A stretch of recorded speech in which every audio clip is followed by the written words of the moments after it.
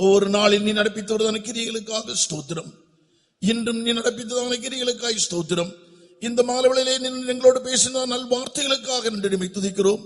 பாட்டின் மூலமாக, சாட்சியின் மூலமாக, ஜெபங்களின் மூலமாக தேவன் மத்தியில் நடப்பித்தான கிரியைகளுக்காக ஸ்தோத்திரம் ஆண்டவரே. இந்த மாலைவேளையிலே தேவனாய் கர்த்தர் எங்களோடு பேச நல் வார்த்தைகளுக்காக நன்றி துதிக்கிறோம், ஸ்தோத்தரிக்கிறோம் ஆண்டவரே. எங்கள் ஜீவனாய் கர்த்தர் மகிமையின் தேவனாக, மகிமை அடைந்தவராக நீ மகிமையிலே வெளிப்படுதான வேளையில் நாங்களுமே சந்திக்க உங்களுடைய மகிமைக்கு ஏற்ற மகிமை அடைவதற்காக நாங்கள் என்ன செய்ய வேண்டும், எப்படி எங்கள் ஜீவிதங்கள் மாற்றப்பட வேண்டும் என்பதை தேவன் எங்களுக்கு திட்டமாக என்னை பேசி உணர்த்துற தயவுக்காக நன்றி துதிக்கிறோம், ஸ்தோத்தரிக்கிறோம். எங்களுடைய தேவனாய் கர்த்தர் யார் என்பதை ஆமாண்டவரே மோசேக்கு ஆமாண்டவரே பின் மகிமை வெளியரங்கமாக்கினீர். கர்த்தராகிய கிறிஸ்து எங்களுக்கு முன் மகிமையை உம்முடைய ஆவியானவரை கொண்டு எங்களுக்கு வெளியரங்கமாக்கின தயவுக்காக ஸ்தோத்திரம். ஆமாண்டவரே, அந்த மகிமை அடைவதற்கு இந்த பூமியில கர்த்தாவே நாங்கள் ஒரே இருதயமும் ஒரே மனமும் உள்ளவர்களாக உம்மோடு இசைந்து இந்த பூமியிலே ஜீவிக்க கர்த்தர்களுக்கு உதவியும்படியாக அதற்காக மகிமை நாவினால் ஒவ்வொரு நாளும் நாங்கள் மறுரூபமாக்கப்பட, மாற்றப்பட, உம்மோடு ஒன்றாய் ஒப்புரவாக உம்மோடு ஒன்றாக்கப்பட கர்த்தரோ ஒரு உதவியும்படியாக வேண்டுகிறோம். கெட்டதான திருவசனத்திற்கு ஏற்றபடி ஒவ்வொரு தங்களுடைய ஜீவியத்திலே ஒப்பு கொடுத்து கடந்து போக தேவனாய் கர்த்தரோ ஒரு உதவியும்படியாக கர்த்தராகிய இயேசுவின் நாமத்தில் கேட்கிறோம் பிதாவே, ஆமென். நம்முடைய கர்த்தராகிய இயேசு கிறிஸ்துவின் கிருபையும் பிதாவாகிய தேவனுடைய அன்பும் பரிசுத்த ஆவியானவருடைய ஐக்கியமும் பாதுகாப்பும் நம்ம அனைவரோடு விசேஷமாக தேவ சமூகத்தில் வந்து தெய்வீக ஆசீர்வாதங்கள் விடுதலையை பெற்ற எல்லா தேவ ஜனங்களோடும் கூட இன்று முதல் கொண்டு என்றென்றைக்கும் இருப்பதாக. மூன்றல்லேலூயா சத்தமாக சொல்லுங்கள். அல்லேலூயா. எல்லாருக்கும் ஸ்தோத்திரம்.